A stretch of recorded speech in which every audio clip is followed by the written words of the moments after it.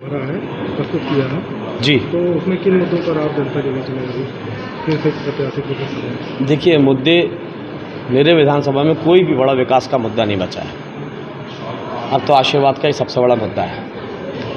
और इसके अलावा जो मैंने अपने जीवन में स्वयं के लिए तय किया है, आज भी बहुत सारे किसान जो खेतों तक अपनी लाइन खींच के ले गए हैं, मेरा अब ये मानना है और माननीय मुख्यमंत्री जी का और भारतीय जनता पार्टी सरकार का कि अब हर खेत तक हमें बिजली के खंभे लगा के और हर 5, 7, 8 किसानों के बीच में एक एक ट्रांसफार्मर लगा के देना है ताकि जो प्राकृतिक संतुलन बिगड़ा है, ग्लोबल वार्मिंग के कारण बिगड़ा है, जंगलों की कटाई के कारण बिगड़ा है कि जब पहले बारिश के समय हुआ करती थी, सावन की झड़ी लगा करती थी, भादों में पूरे महीने बारिश बहुत अच्छी होती थी, ये सारा संतुलन बिगड़ने के कारण, वर्षा ऋतु का काल बिगड़ने के कारण किसानों को भारी तकलीफ होने लगी सिंचाई को लेकर कि जो प्राकृतिक सिंचाई होती थी वो बंद हो गई।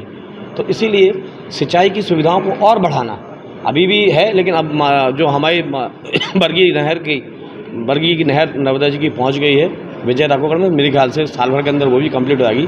बरगी नहर से माइक्रो लिफ्ट इरिगेशन सिस्टम के माध्यम से एक एक खेत तक पानी पहुंचाना है, साथ ही साथ बाणसागर डैम का पानी भी हर किसान के खेत तक पहुंचाना है, और महानदी उमरार नदी का पानी।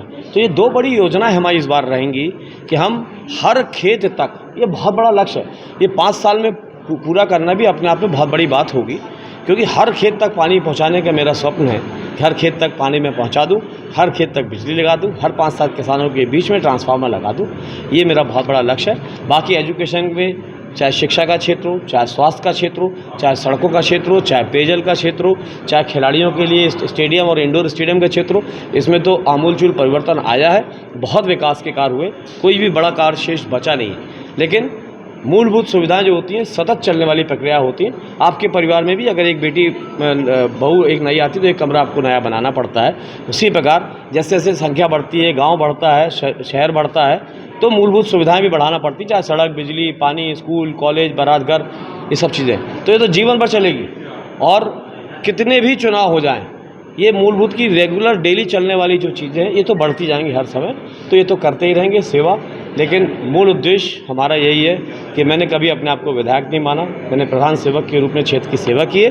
और आज जब मैं ये फॉर्म भरने जा रहा हूँ, तो ये फॉर्म भरने के पहले मैंने अपने बिजरावगढ़ विधानसभा क्षेत्र के एक एक घर परिवार से, अपने परिजनों से अगस्त 25 में मतदान करा के और उसका परिणाम लेके कि मैं आपकी सेवा के योग्य हूँ कि नहीं, मैं दोबारा चुनाव लड़ने योग्य हूँ कि नहीं, क्या आप मुझे दोबारा चुनाव लड़ने का आदेश देंगे।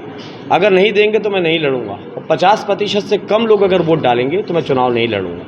और मेरा सौभाग्य कि 75% से ज़्यादा मेरे विधानसभा क्षेत्र के लोगों ने मुझे आदेशित किया कि जाओ भारतीय जनता पार्टी से टिकट लो और चुनाव लड़के लोगों की, गरीबों की, क्षेत्र की सेवा करो, खूब विकास करो। आज जो आप फॉर्म जमा कर रहे हैं, तो क्या 30 तारीख को भी कुछ मुहूर्त वाला कुछ? आज मुहूर्त का फॉर्म है, 4 लोगों के साथ जमा कर रहे हैं, और भारतीय जनता पार्टी के देव दुर्लभ कार्यकर्ता साथियों के साथ, बिजरावगढ़ के सब जन परिजन के साथ आके हम 30 अक्टूबर को पुनः फॉर्म भरेंगे। मैं तो सबसे पहले भारत के संविधान को धन्य देता हूं, जिस देश में निवास करता हूं, कि आज हमको ये मौका मिला। और कांग्रेस पार्टी का थैंक यू, कमलनाथ जी का थैंक यू, राहुल जी का थैंक यू, जो मुझे इस लायक समझा कि मैं क्षेत्र की सेवा कर सकूं और कांग्रेस की सेवा कर सकूं। मेरे साथ हमारे प्रभारी चौधरी जी हैं। मुख्य रूप से मैं आपके सामने कहना चाहता हूं, जिला अध्यक्ष जी करण सिंह जी भी हैं, ब्लॉक अध्यक्ष हैं छोटू सिंह जी, कि मैं एक ही मुद्दा है मेरे बिजरावगढ़ क्षेत्र में 92 में, केवल न्याय मिलना चाहिए।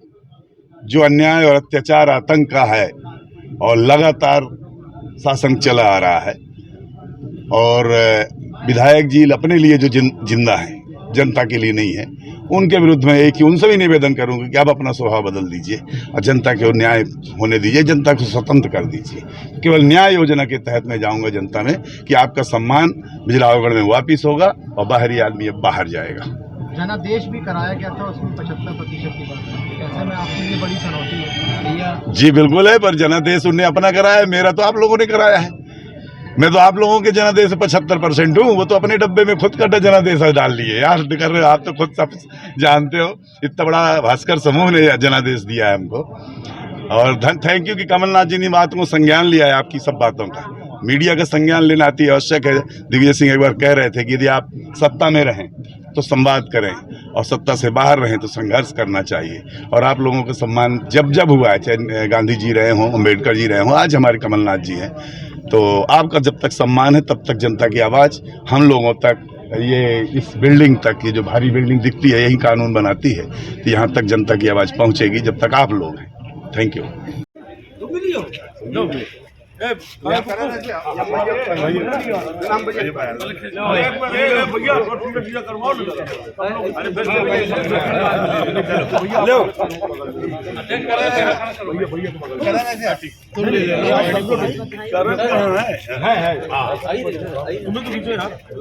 ये फैल जाएगी तो सबकी आ जाएगी। ठीक है ना।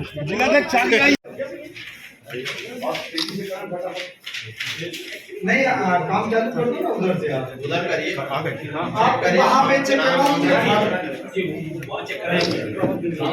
ये हमारे टीम से करा दीजिए।